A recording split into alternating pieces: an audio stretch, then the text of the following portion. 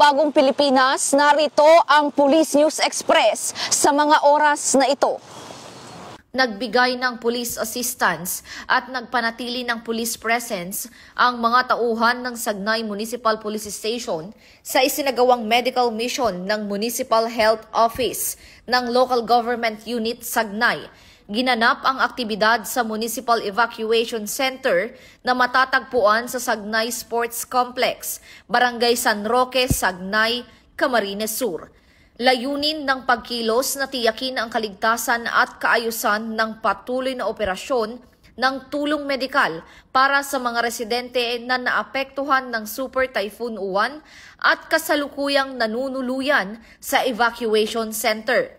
Sa pamamagitan ng pagtutulungang ito, muling pinatunayan ng Sagnay MPS ang kanilang pangako na magsilbi at protektahan ang komunidad. Ipinakita ng pulisya ang kanilang dedikasyon na makipagtulungan ng husto sa mga lokal na otoridad upang pangalagaan ang kapakanan ng mga residente, lalo na sa mga panahon ng matinding kalamidad.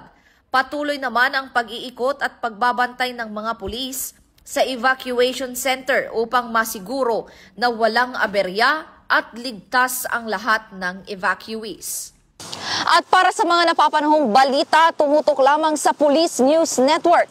Ako po si Patrolwoman Fe Octaviano para sa Police News Express.